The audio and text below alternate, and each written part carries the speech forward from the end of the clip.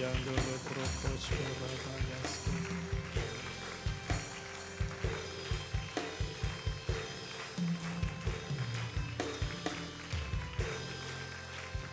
amen, amen. Venez vous asseoir dans sa présence.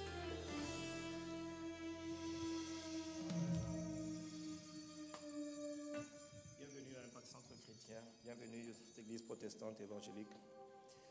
Bienvenue dans ce lieu où... Comment on fait pour éteindre ton micro là? Ton nouveau micro qui est bizarre là. Bienvenue dans ce lieu où Dieu fait des gens ordinaires, des gens extraordinaires. C'est contagieux. Par le Saint-Esprit. Bienvenue dans la demeure des champions. Dis à ton voisin, bienvenue encore.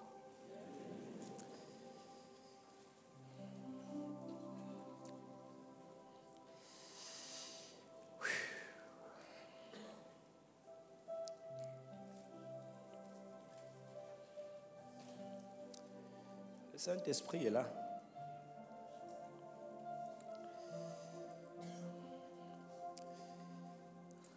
Seigneur.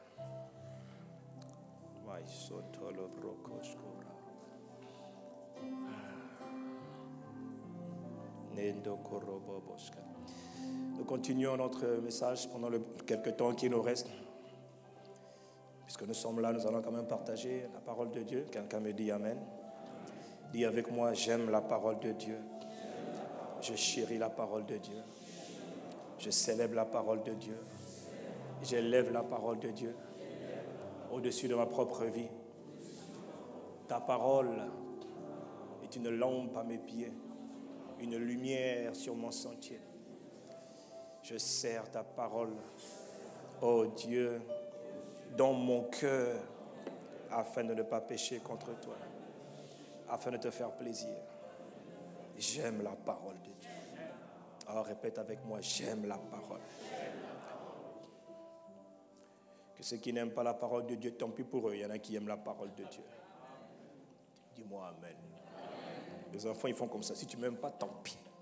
Si tu n'aimes pas la parole de Dieu, au moins il y a quelqu'un qui l'aime ici.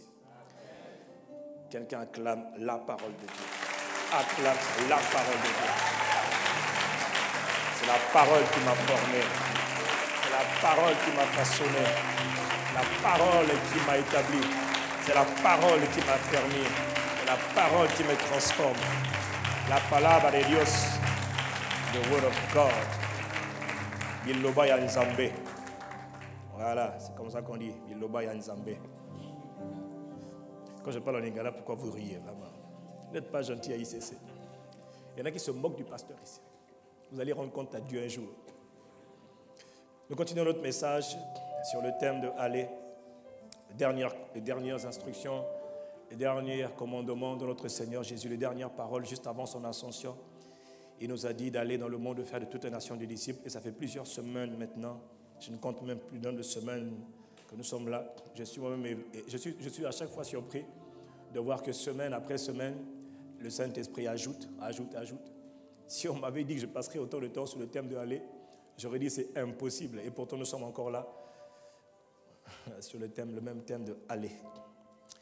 Parlons du travail le plus important sur terre. C'est vraiment le travail le plus important sur terre, c'est le travail de Dieu. Entre parenthèses, je n'ai pas dit qu'il faut quitter son travail. Quelqu'un me dit un bon amen. Parce qu'il y en a parmi nous qui s'interrogent, est-ce que je dois quitter mon boulot? Qui t'a dit de quitter ton travail? L'apôtre Paul faisait le travail le plus important sur la terre. Il était pourtant entrepreneur, il faisait des tentes. Et puis à un moment donné, quand il a eu assez d'argent, il a arrêté de faire le travail qu'il faisait pour se consacrer à l'œuvre de Dieu, parce que c'était aussi le temps de Dieu. Quelqu'un me dit amen. Moi, vous savez très bien que pour ceux qui savent, j'ai un travail à côté, mais ça ne m'empêche pas de faire le travail le plus important. Ça ne m'empêche pas de consacrer mon temps, quitte à réduire le nombre d'heures de sommeil, c'est vrai, c'est ce que je fais, dors très peu, parce qu'il faut s'occuper aussi du travail le plus important sur la terre. Il faut s'occuper du travail qu'on nous a donné dans ce monde, c'est vrai, mais le travail de Dieu est de loin plus important. Mais attention, le travail qu'on fait dans le monde, il ne faut pas le faire avec négligence, il faut le faire avec excellence. Amen. Je n'ai pas entendu quelqu'un me dire amen. Voilà. La règle, c'est la suivante, tout ce que tu fais, fais-le avec excellence. Tout ce que tu fais, fais-le avec excellence. Parce que Dieu se distingue aussi dans le travail que tu fais dans le monde. C'est pour ça que tu peux être une voix crédible partout sur la terre. Mais si tu es médiocre dans ce que tu fais, puis tu viens dire « Jésus m'aime, Jésus vous aime, Jésus », on va te dire « Tu es déjà minable et médiocre, cancre ici. » On ne t'écoutera pas parce que tu n'es pas crédible. Quelqu'un me dit Amen. Voilà, donc il faut faire le travail le plus important sur la terre, le travail de Dieu. Et au milieu du travail de Dieu, il faut faire le travail séculier, le travail que Dieu nous appelle à faire aussi dans le monde. Jusqu'au jour où Dieu décide qu'il en est autrement. Qu'importe, mais il est important de faire le travail de Dieu. Dis-moi un bon Amen. Nous avons vu pourquoi est-ce qu'il est indispensable de faire le travail de Dieu. Nous avons vu beaucoup de choses ces derniers temps. Vraiment, je bénis Dieu pour tout ce que le Saint-Esprit nous a enseigné. Sachez que je suis la première personne que Dieu enseigne. Je suis la première personne que le Saint-Esprit prend le temps d'enseigner avant de venir prêcher ici. Et moi, je ne sais pas comment je veux le dire, mais le Saint-Esprit m'inspire toujours, me parle clairement et j'arrive à comprendre ce qu'il faut dire, ce qu'il faut enseigner au peuple. Vraiment, je suis reconnaissant. Ce n'est pas l'œuvre d'un homme, c'est vraiment l'œuvre du Saint-Esprit. Je vous assure, si on m'avait dit que je pouvais faire ça, en fait, je ne suis pas capable de le faire. C'est sa grâce qui vient et c'est sa grâce qui nous permet de faire ce que nous faisons. Dis-moi Amen. Voilà pourquoi si tu dis que le pasteur là est fort ou le pasteur là est bon, tu n'as rien compris. Ce n'est pas le pasteur qui est bon, l'homme n'est rien, c'est le Saint-Esprit qui est fort. C'est l'Esprit de Dieu, le souffle de Dieu, c'est lui qui est fort. C'est lui qui fait tout. Amen. Même quand nous chantons, c'est par sa grâce que nous chantons. J'étais là, je commençais à parler, j'avais envie juste d'adorer, mais j'adore par l'Esprit. C'est par le Saint-Esprit qu'on peut adorer. Et il y a une différence entre l'adoration qui est faite par l'Esprit et l'adoration qui est faite avec la bouche. Quand ça vient des profondeurs de ton cœur, parce que ton cœur est connecté au Saint-Esprit, ça fait toute la différence. Oh, quelqu'un me dit Amen. Avant de préciser dans quel monde, parce que nous sommes maintenant dans le thème où Dieu nous appelle-t-il à aller. Nous avons dit Dieu nous appelle à aller dans le monde. Et nous avons passé 3 semaines à parler de la réalité de l'autre monde, parce que nous avons bien vu qu'il existe d'autres mondes que nous ne voyons pas à l'œil physique, à l'œil nu, mais nous avons dit qu'il existe réellement d'autres mondes. Dans Hébreux 11, verset 3, nous avons bien vu que c'est par la foi que nous comprenons que les mondes ont été formés par la parole de Dieu, de sorte que ce qu'on voit ne provient pas de ce qui est visible. Et le Saint-Esprit nous a donc expliqué ces dernières semaines qu'il existe un monde visible qui est le nôtre, qui est le monde visible à l'œil nu.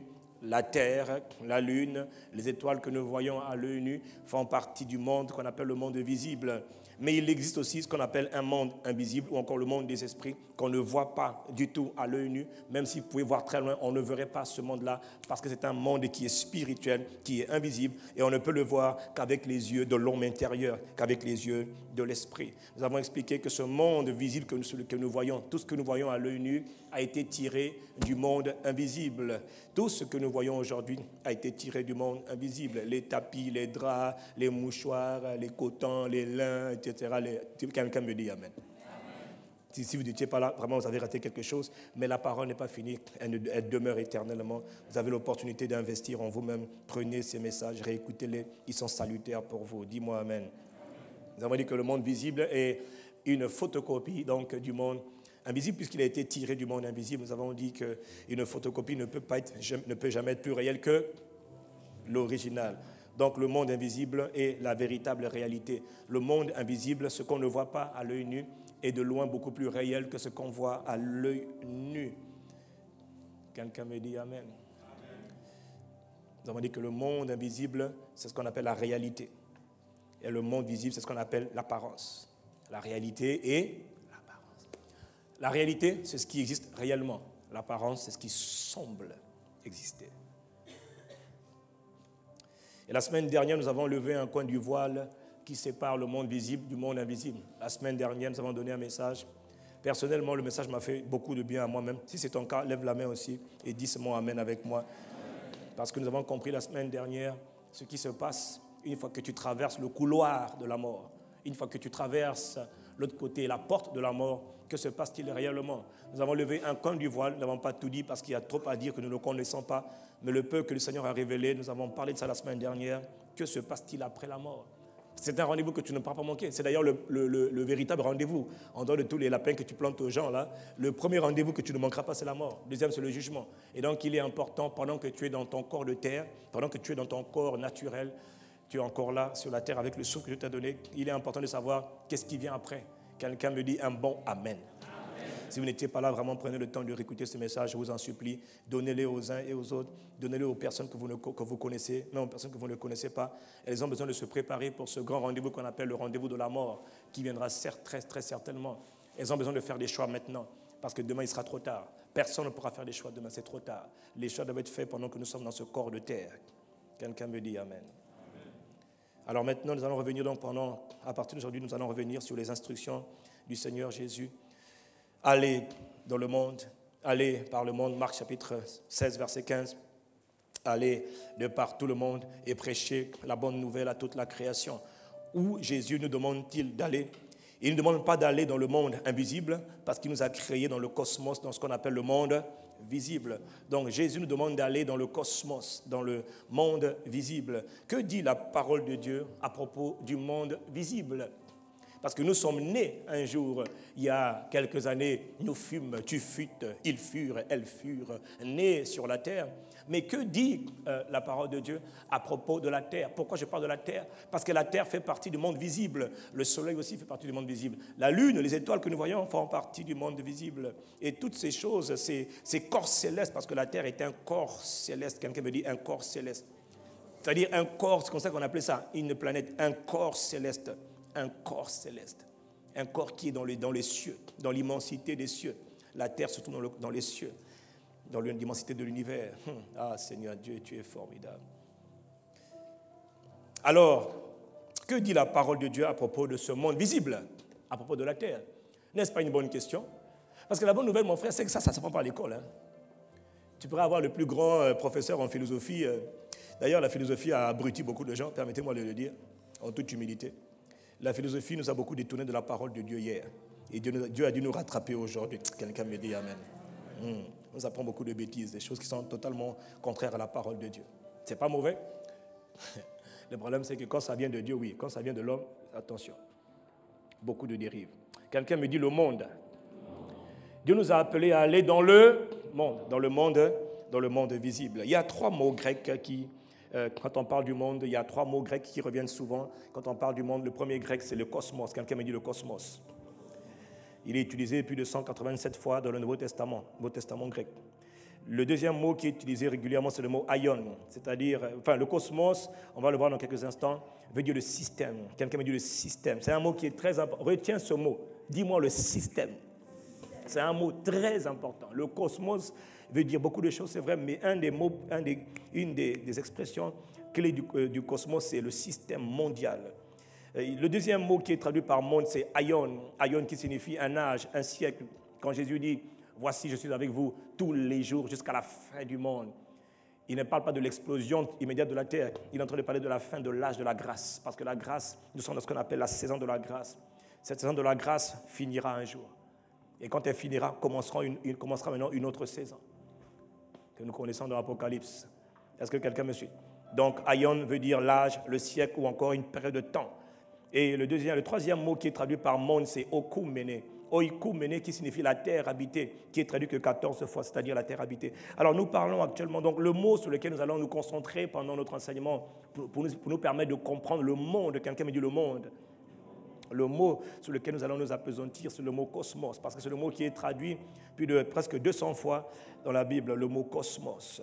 Quand nous avons dit que cosmos, c'est l'opposé de chaos, c'est-à-dire le désordre. Chaos, c'est le désordre, la confusion. Et cosmos, c'est l'ordre. Cosmos, c'est l'ordre. Donc, quand on parle de cosmos, le cosmos désigne quoi? Le cosmos désigne l'univers ordonné. Le cosmos désigne le monde ordonné. Le cosmos désigne aussi la Terre. Le cosmos désigne aussi le système mondial ordonné. Cosmos aussi, parfois, désigne les habitants de la Terre, les hommes, l'humanité. Quand on dit Dieu a tellement aimé le cosmos, il a tellement aimé les hommes, il a tellement aimé l'humanité, il a tellement aimé l'espèce humaine. Là encore, c'est traduit par cosmos. Cosmos. Est-ce que quelqu'un me suit? Pourquoi est-ce qu'il nous envoie de par le monde pour prêcher la bonne nouvelle à toute la création? Il n'y a pas de problème sur la terre. Mais que se passe-t-il sur la terre? S'il nous envoie aussi expressément pour aller annoncer la bonne nouvelle, ça veut donc dire qu'il y a un problème? Mais non, moi je suis né il y a quelques années, il n'y a aucun problème. Comme m'a dit ma fille un jour, moi tout le monde m'aime, papa. Est-ce qu'on peut donc revenir au commencement? On va faire un petit voyage, on va revenir un peu au commencement. Quelqu'un me dit retour au commencement. Parce qu'il nous faut comprendre que dit la parole de Dieu à propos du monde et pourquoi Jésus nous envoie dans le monde. Pourquoi? Y a-t-il un problème dans le monde qui nécessite que Dieu nous envoie dans ce monde? Revenons au Quand on parle du commencement, on parle d'une période inconnue. On parle d'un passé totalement inconnu. On parle d'une date qui est totalement indéterminée. Et je bénis Dieu de ce qu'il n'a pas donné la date en question. Genèse chapitre 1 au verset 1. Alors pour beaucoup d'entre nous, ça sera un rappel, c'est vrai. Pour d'autres, ça sera une découverte. Pour d'autres, ça sera un rappel. Qu'importe, c'est la parole de Dieu. Elle est toujours bonne à tout moment. Quelqu'un me dit Amen. Et puis le but, ce n'est pas de me dire que non, mais je connais déjà ces choses. La question, c'est est-ce que tu es capable d'en parler? Est-ce que tu es capable d'en parler sans transpirer? Parce qu'il y en a qui, pour parler, doivent suer. En fait, la Bible, c'est compliqué, il faut que tu appelles le pasteur. Non, le pasteur n'est pas là. Donc si tu dis, je connais déjà, est-ce que tu es capable d'en parler? Au commencement, Genèse 1, verset 1, Dieu créa les cieux au pluriel, s'il vous plaît. Ce n'est pas écrit Dieu créa le ciel. Non, la version hébraïque, c'est Dieu créa les cieux. Et la terre c'est Eretz en hébreu. Dieu créa, l'Ancien Testament a été écrit en hébreu. Au commencement, Dieu, El-Rohim, Bacha, Eretz, et les cieux et la terre. La terre était informe et vide, c'est-à-dire Tohu va Bohu. Verset 2, il y avait des ténèbres d'obscurité à la surface de l'abîme, et l'Esprit de Dieu, qui est ton ami, qui est mon ami, dis-moi Amen. Il était déjà présent sur la surface de la terre et il planait au-dessus des eaux. Qui? Le Saint-Esprit. Ça veut dire que Dieu était sur le point de faire quelque chose. Quand Dieu veut faire quelque chose, il envoie qui? Son Esprit, le Saint-Esprit. Dis bonjour Saint-Esprit. Non, lève ta main, dis bonjour Saint-Esprit. Le Saint-Esprit. Le Saint-Esprit. Alors, juste quelques remarques, puisqu'on revient au commencement, nous sommes en train de parler. Qu'y a-t-il dans le monde? Y a-t-il un problème dans le monde? Quand je parle du monde, là maintenant je ne parle plus de l'autre monde, des autres mondes invisibles, je parle du monde visible. Je parle donc de ce qui se passe sur la terre en réalité. Je ne parle pas du soleil, nous ne sommes pas là-bas et nous n'irons pas là-bas. Je ne parle pas de la lune, je parle de la terre. Et donc je fais référence soit à la terre, soit au monde visible, au monde qu'on voit à l'œil nu. Au commencement donc, Dieu créa les cieux, plusieurs cieux. Quelqu'un me dit Amen. Et la terre, Eretz. Et ensuite, au verset 2, il est écrit que la terre était informe et vide. Il y avait des ténèbres, l'obscurité à la surface de l'abîme. Et l'Esprit de Dieu se mouvait, planait au-dessus des eaux. Première remarque, le verset 1, nous avons déjà dit ça il y a quelque temps, je me rappelle, fait référence au premier acte créateur de Dieu, le Créateur. Le premier acte créateur de Dieu, le Créateur, a été établi au commencement. C'est quand le commencement? Personne ne peut te dire c'est quand le commencement. C'est une période infiniment illimitée. La deuxième remarque que je voudrais faire, c'est que le verset 1 que nous voyons ici et le verset 2 marquent une frontière entre l'éternité et le temps. Au commencement, Dieu créa les cieux et la terre. Et ensuite, au verset 2, on rentre maintenant dans l'espace qu'on appelle l'espace temporo-spatial. On rentre maintenant dans le temps. Avant cela, au verset 1, on était dans l'éternité. Maintenant, on rentre dans le temps. Troisième remarque que je voudrais faire, c'est que, vous voyez, au verset 3, il dit, Dieu dit que la lumière soit, et la lumière fut. Juste une parenthèse, tout ça pour te dire que toute création, toute chose excellente et belle et bonne commence toujours par la palabra de Dios, par la parole de Dieu. Quelqu'un me dit Amen. Quelqu'un me dit un bon Amen. C'est-à-dire, j'aime tellement la parole de Dieu que je veux que vous aimiez la parole de Dieu. Aimez-moi pas, il n'y a pas de problème. Dieu au moins lui-même. Mais aime la parole de Dieu au moins. L'autre remarque que je voudrais faire, c'est que personne ne connaît donc la période précise à laquelle le monde visible est venu à manifestation. Mais je voudrais attirer votre attention sur un point important, c'est sur le verset 2.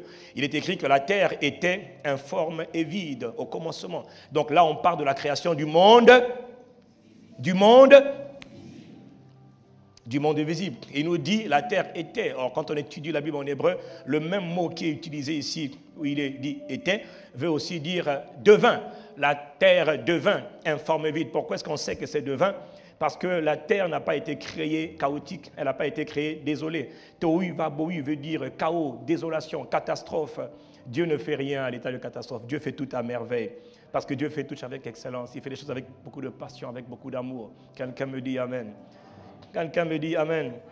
La terre n'a pas été créée chaotique et le monde que l'on voit n'a pas été créé chaotique et désolé. Isaïe 45 nous le confirme. Isaïe 45 le confirme, car ainsi parle l'Éternel, le Créateur des cieux, le seul Dieu qui a formé la terre et qui l'a faite, qui l'a fermée, qui l'a créée pour qu'elle ne fût pas déserte, qu'elle ne fut pas chaotique, qu'elle ne fut pas désolée, mais qu'il a formée pour qu'elle fût habitée. Je suis l'Éternel et il n'y en a point d'autre. L'autre remarque que je voudrais faire, toujours par rapport à ce simple passage du commencement, je vous amène quelque part, c'est qu'il nous dit ici qu'il y avait des ténèbres, il y avait de l'obscurité à la surface de l'abîme. Généralement, lorsqu'il y a de l'obscurité, des ténèbres, le noircissement du soleil, et les ténèbres en général sont le résultat d'un jugement. Quelqu'un me dit un jugement. On le voit dans Exode chapitre 10 au verset 21, je ne vais pas le lire. On le voit aussi dans Apocalypse chapitre 6 au verset 12. On le voit aussi dans Apocalypse chapitre 6, verset 12. Lorsque Dieu voulait, à chaque fois que Dieu veut juger une nation, généralement les ténèbres, l'obscurité recouvre. Donc on voit bien, on comprend quand on étudie la parole de Dieu que l'obscurité, c'est le signe d'un jugement divin. Donc, je n'ai pas le temps d'expliquer ici. Vraiment, ce n'est pas le but du message. Mais je crois que je l'avais déjà dit, je ne sais pas si c'était il y a 1 an ou 2 ans, j'avais déjà expliqué que la terre, entre le verset 1 et le verset 2, il s'est écoulé une date que personne ne connaît. Il s'est écoulé un jugement. Il y a eu un jugement sur la terre. La terre, le monde d'autrefois, a été jugé. Qu'est-ce que j'essaie de te dire? J'essaie de te dire qu'il y avait des espèces qui étaient sur la terre avant que Dieu dise, puis Dieu dit, faisons l'homme à notre image, selon notre ressemblance, etc. Il s'est passé beaucoup de choses sur la terre. Personne ne peut te donner l'âge de la terre. Personne ne connaît l'âge de la terre, l'âge. Le monde dans lequel tu nais, à quel âge? Toi, on connaît ton âge. Mais le monde dans lequel nous sommes, cette terre où nous habitons, quel âge elle a? Personne ne le sait. Quelqu'un me dit Amen. Personne ne sait. Les scientifiques, la dernière fois, j'ai vu, ils essaient de spéculer. Ouais, la Terre aurait des milliards d'années. Et même quand il dit milliards, il ne sait pas de quoi il parle. Son cerveau n'arrive même pas à calculer c'est quoi des milliards, de milliards.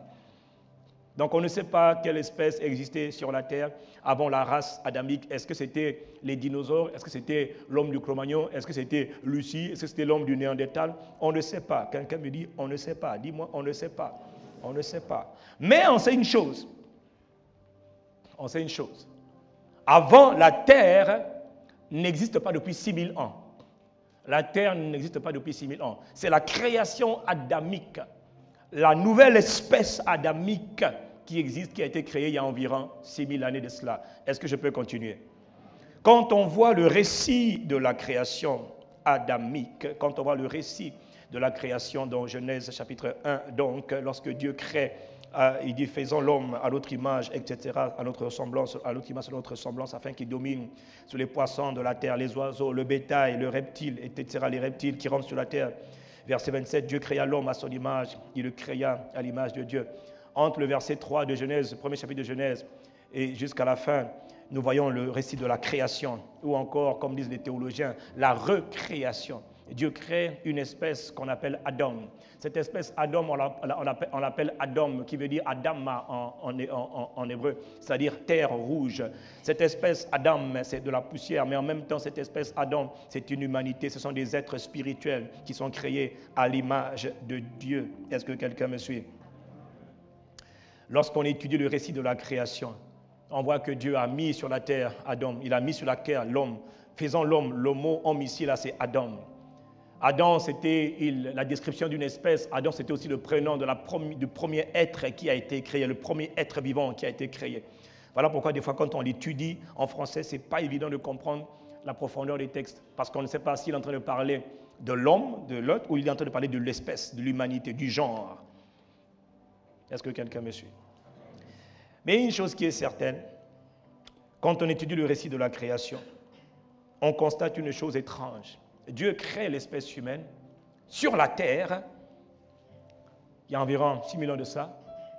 Et quand il crée l'espèce humaine à son image, à sa ressemblance, il dit tu t'appelles Adam. Quelque temps après, il crée à l'homme un partenaire, une aide semblable qu'on appelle Ève. Et les deux sont dans le jardin d'Éden, les deux sont dans la joie, les deux sont heureux.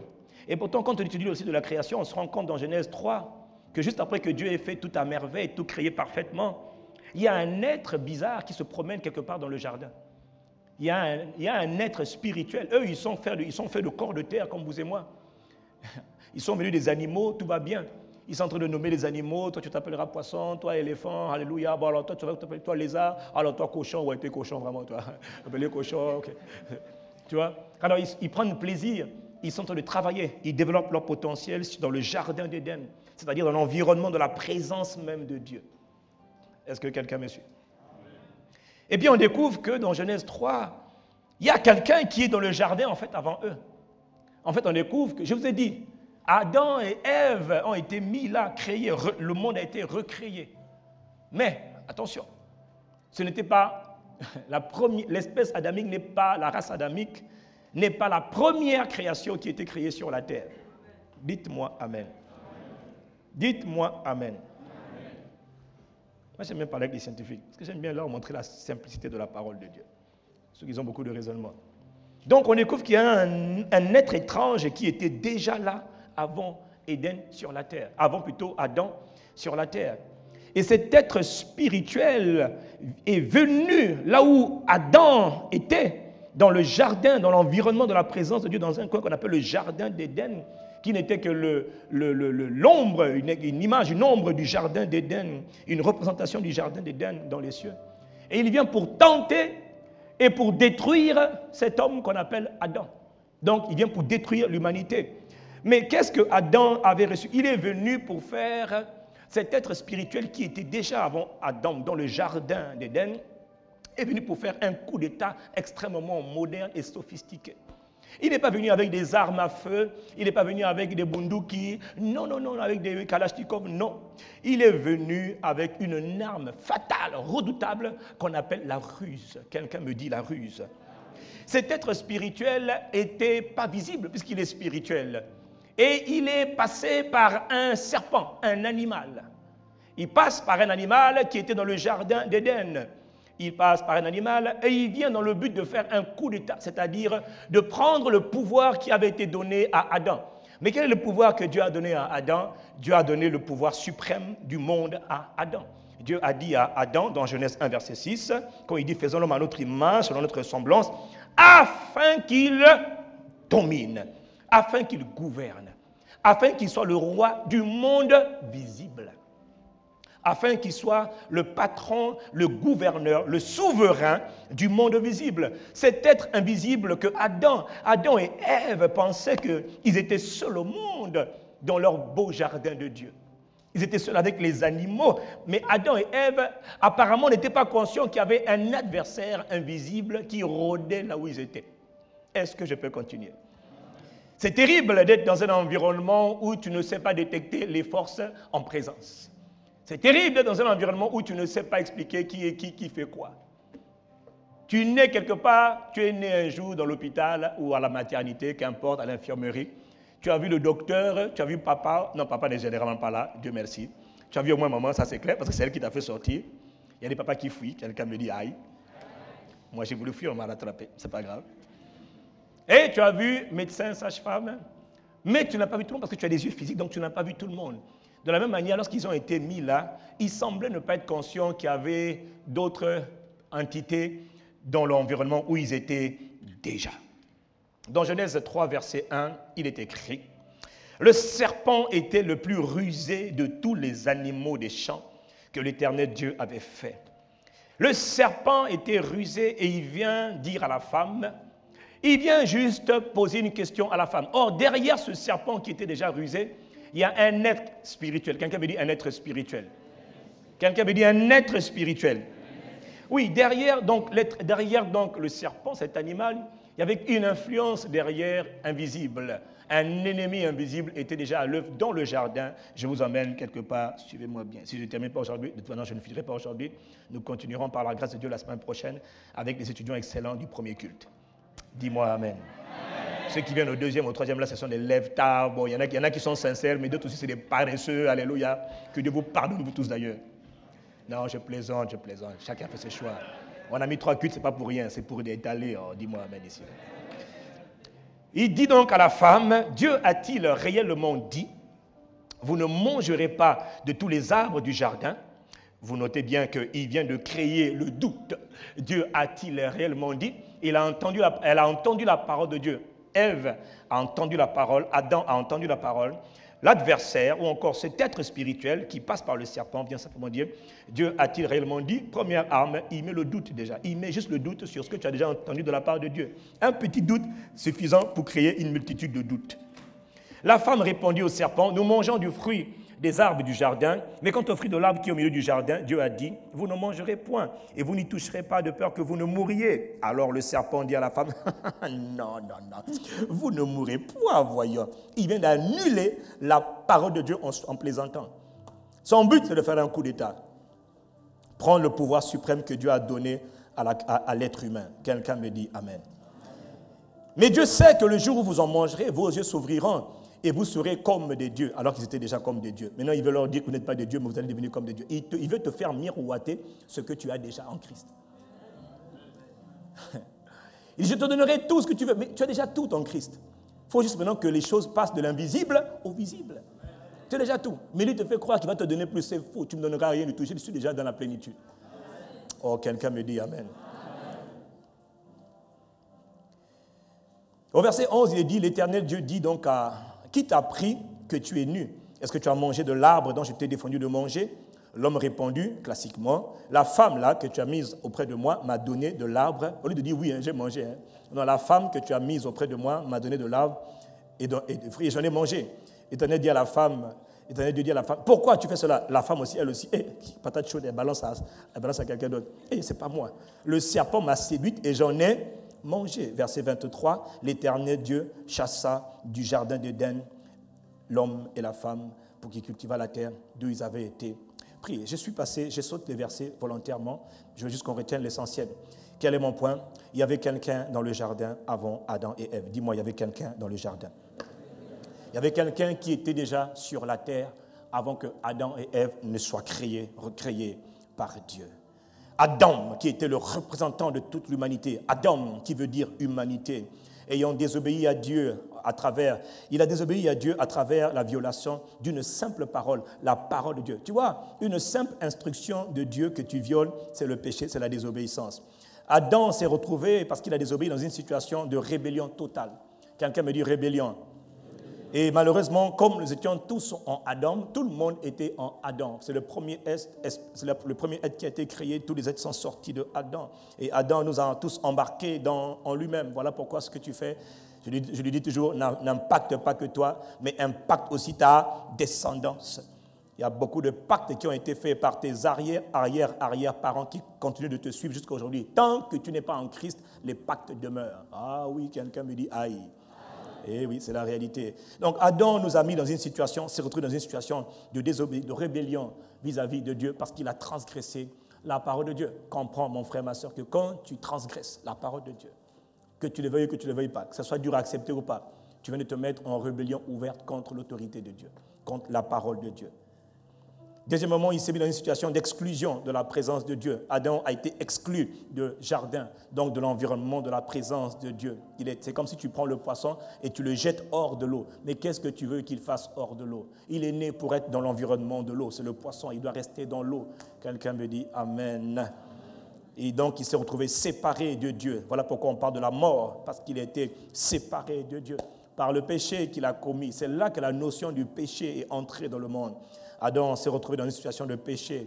Et le péché a entraîné donc forcément la perte de gouvernement, la perte de la domination au profit de quelqu'un qui était cet être spirituel. Quelqu'un me dit cet être spirituel. Un être bizarre, un être étrange, un être qui passe par la ruse dans le but de séduire, dans le but de faire le premier coup d'État de l'histoire de l'humanité. Premier coup d'État de l'histoire de l'humanité n'a pas été fait par les hommes, a été fait par cet être spirituel. Quelqu'un me dit cet être spirituel. Il a ravi le pouvoir par la ruse. Pas par les armes, par la ruse. Il a pris le pouvoir donné au premier homme qui était en charge de la création, en charge du monde visible, charge de la terre. Il a pris le pouvoir par la ruse. Ou encore par la séduction. La séduction. La séduction. C'est là que le péché est entré dans le monde. Romains 5, verset 12, il est écrit, c'est pourquoi, comme par un seul homme, par Adam, un seul homme, le péché, quelqu'un me dit le péché. Quelqu'un me dit le péché le péché est entré dans le monde et par le péché, la mort est entrée. En fait, le péché qui est la transgression de la loi, la rébellion, c'est le péché. La désobéissance, c'est le péché. La désobéissance, la transgression, la rébellion contre la parole de Dieu. Toute rébellion contre une seule parole de Dieu, c'est le péché. Toute transgression, violation, non-respect de la parole du roi, c'est un péché, c'est-à-dire une transgression de la loi. Et la Bible nous dit ici que par le péché, la mort est entrée. La mort a suivi le péché. La mort est une conséquence du péché. La mort est entrée parce que le péché, parce que la loi a été transgressée. Toutes les fois que la loi, la parole de Dieu n'est pas respectée, qu'elle est transgressée, il y a la mort qui suit. Est-ce que quelqu'un comprend de quoi je parle? Je prends mon temps parce qu'il faut que nous comprenions ces choses. Dis avec moi, la mort est une conséquence du péché qui lui-même est la rébellion contre la parole de Dieu. Si tu violes la parole de Dieu dans un domaine, ne dis pas, Seigneur, tu me comprends. Il ne te comprend pas parce que tu es un rebelle. Aux yeux de l'univers, tu es un rebelle. Et quand tu es un rebelle, alors tu attires à toi la mort. Tu viens de te séparer toi-même de Dieu. Et il dit, ainsi la mort s'est étendue sur tous les hommes, sur toute l'humanité, toute la terre habitée. La mort a commencé à faire des ravages. La mort a commencé à faire des ravages. La mort veut dire séparation, c'est vrai. Mais la mort, c'est aussi un esprit. C'est aussi un esprit maître, un esprit qu'on appelle la mort. Il y a des esprits qu'on appelle, il y a un chef de tous les esprits de mort qui sont là pour causer la mort et envoyer les âmes dans le séjour des morts. Il attaque par des calamités, des maladies, il attaque par toutes sortes de choses, des catastrophes, des choses bizarres qui se produisent dans le but de créer la mort et ensuite de prendre les âmes, de les envoyer dans le séjour des morts. Que s'est-il passé juste après que la mort se soit répandue dans le monde? Eh bien, mon frère, la mort s'est propagée à une vitesse extrêmement grande.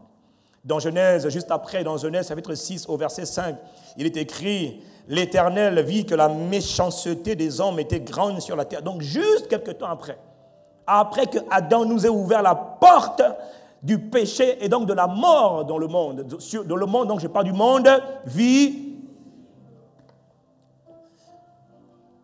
L'Éternel vit que la méchanceté des hommes était grande sur la terre et que toutes les pensées de leur cœur se portaient chaque jour uniquement vers le mal. Les pensées des hommes, les hommes étaient devenus méchants. Les hommes qui avaient été créés à l'image de Dieu, à la ressemblance de Dieu. Petit. C'était pour le beau, belle, mignon, adorable, admirable. Parce qu'ils ont désobéi à Dieu. Ils ont ouvert les portes de leur âme à la mort. Et la mort a commencé à faire des ravages. Ils sont comme devenus totalement fous. Ils ont perdu la tête. Ils sont devenus des zinzins. Ils ont maboule. On dit maboule, fou, toto, tintin, tout. L'homme a perdu complètement la tête. Et l'homme est devenu méchant, pervers. Et toutes les pensées de leur cœur se portaient chaque jour uniquement vers le mal. Verset 6, l'Éternel se repentit d'avoir fait l'homme sur la terre. Et il fut affligé en son cœur. Est-ce que tu comprends ça? Dieu affligé, attristé dans son cœur, parce qu'il voit sa création, son chef-d'œuvre, son bébé. C'est comme si toi, tu mets un enfant au monde. Et tu vois que donc l'enfant est devenu le pire rebelle des rebelles. L'ennemi public numéro 1, on te dit que c'est un enfant. Et toi, tu es une mère ou un père qui aime. Comment tu te sens? Indifférent? Non, tu es meurtri. Il y a plein de parents, par exemple en France, qui sont meurtris lorsqu'ils voient leurs enfants à l'âge de 10 ans commencer à aller en prison. Les enfants, on appelle des délinquants, rejetés, abusés par le système. 10 ans, déjà il est. À peine 9 ans déjà, il a déjà tué quelqu'un. Les parents sont meurtris. Parce que des fois, les parents voient, mais je ne comprends pas. Pourtant, j'ai tout fait pour l'éduquer. Ils sont comme Adam et Ève. Ils ne savent pas que sur la terre, avant même qu'on mette Adam et Ève, il y avait déjà un être spirituel qui rôdait, qui était invisible. Est-ce que quelqu'un me suit? Comment le mal a-t-il pu se répandre aussi rapidement dans le monde? Simplement parce qu'un nouveau maître, quelqu'un me dit un nouveau maître avait pris le contrôle du monde. Quelqu'un d'autre avait pris le contrôle du monde par la ruse. Quelqu'un avait fait un coup d'État par la ruse. Il s'était emparé de la domination, de la gouvernance ou du gouvernement du monde. Cet être est ce qu'on appelle un séducteur On l'appelle le rusé, on l'appelle le malin, le destructeur. Jésus parle de lui, il dit dans Jean 10, quand Jésus vient, Jésus ne nie pas. Au contraire, Jésus confirme que cet être était un voleur. Il ne parlait pas de quelqu'un de physique, de visuel.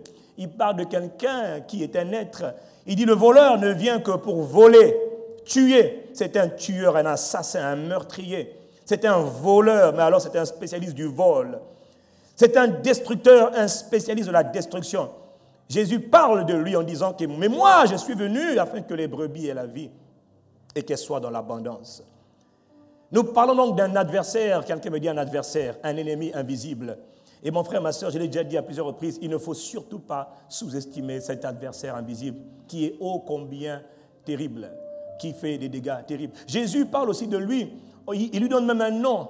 Il appelle dans Jean 14, verset 30, Jésus lui donne un nom, il donne aussi même son titre. « Je ne parlerai plus guère avec vous, car le prince du monde, quelqu'un me dit le prince du monde, il appelle cet être spirituel, il n'a pas dit le prince de l'univers, il a dit le prince du...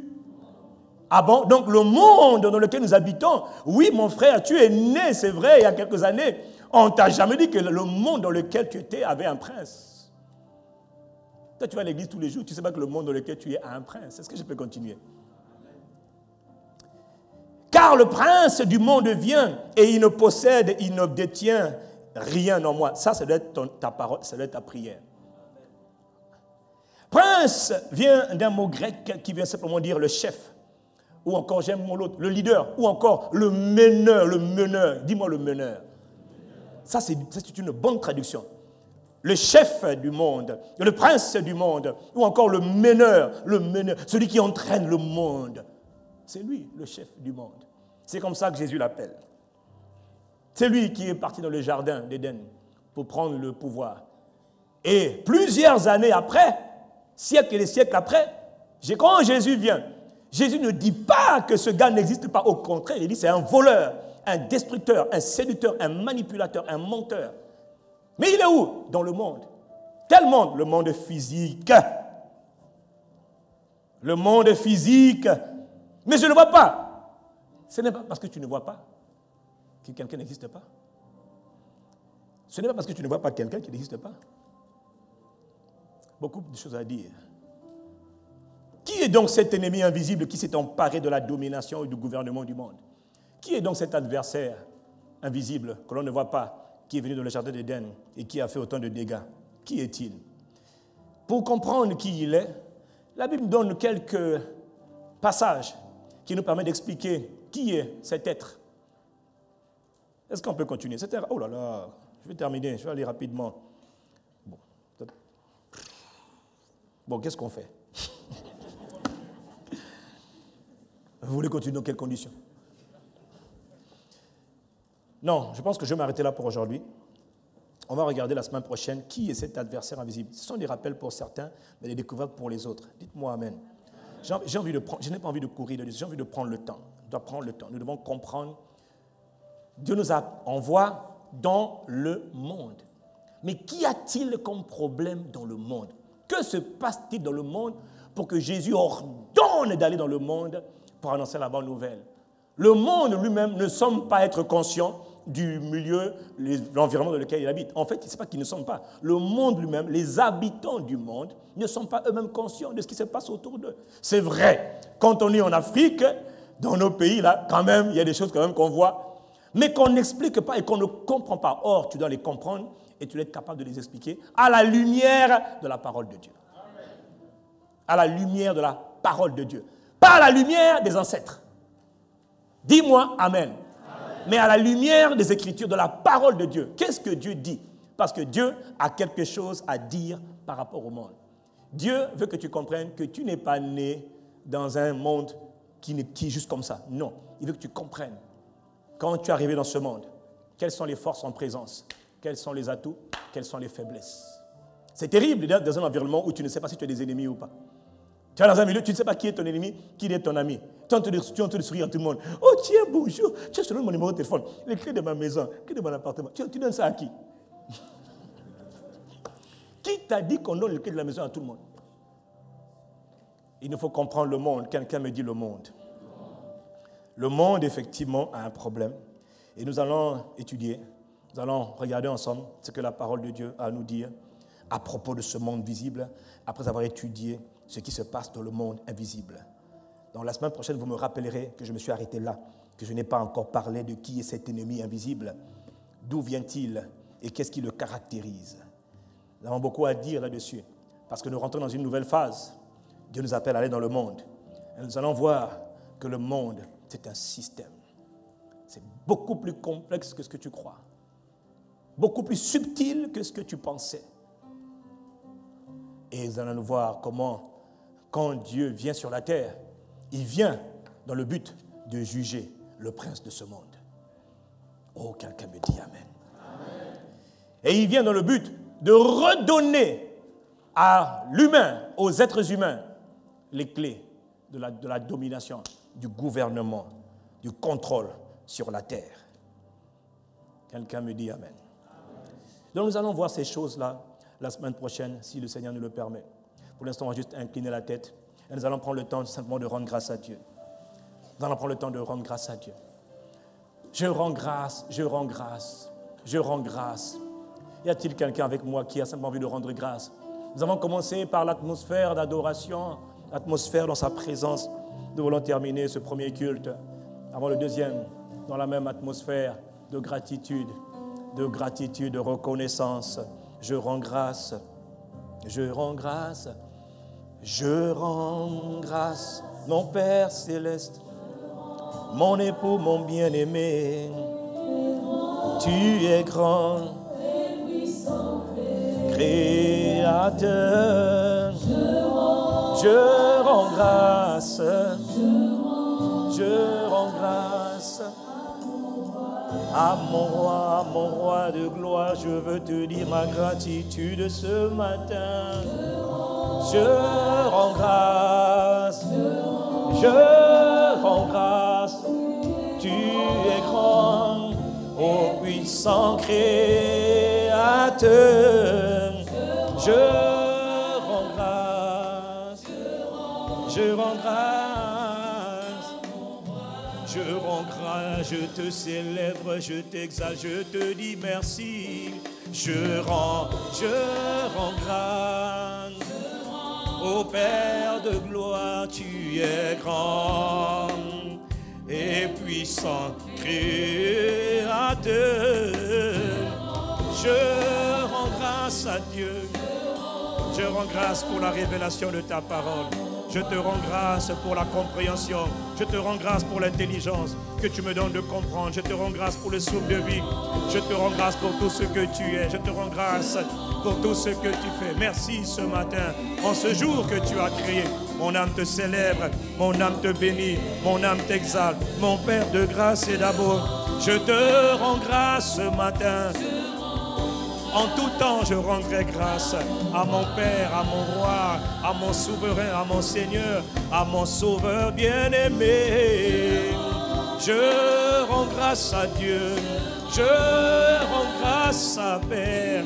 Tu es grand et puissant Créateur.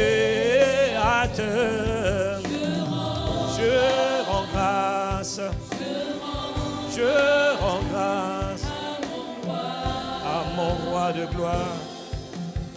Père, nous voulons te rendre grâce ce matin. Père, nous te bénissons ce matin. Père, nous t'exaltons ce matin. Seigneur, merci de ce que ce matin, je sais, tu nous as fait du bien.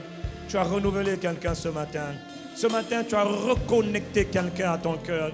Ce matin, tu as ranimé la passion dans le cœur de quelqu'un. Ce matin, tu as déposé grâce dans l'esprit de quelqu'un. Ce matin, tu as vivifié la foi ce matin. Ce matin, tu as restauré. Et ce matin, nous te disons merci, car c'est le premier jour de la semaine. Et parce que tu es déjà là, parce que le premier jour de la semaine est béni, nous savons que le reste de la semaine est béni. Notre Père et notre Dieu, nous t'aimons, nous te célébrons, nous te glorifions, nous t'exaltons. Merci pour la parole que tu envoies chaque semaine, chaque jour. Cette parole qui transforme nos cœurs, qui change nos vies. Cette parole que nous voulons acclamer ce matin. À toi, parole de Dieu. À toi, magnifique Père. Toi qui es la parole. Dieu et sa parole sont un. Tu es le commencement. Notre Père, nous te bénissons. Nous te remercions pour ta parole. N'eût été la parole, nous ne serions pas là. N'eût été la parole, nous ne serions pas changés. N'eût été la parole, nous ne serions pas transformés. Alors merci Père, parce que tu as commencé une œuvre et tu es fidèle pour l'achever. À toi la louange, à toi l'honneur, à toi la gloire. Je rends grâce.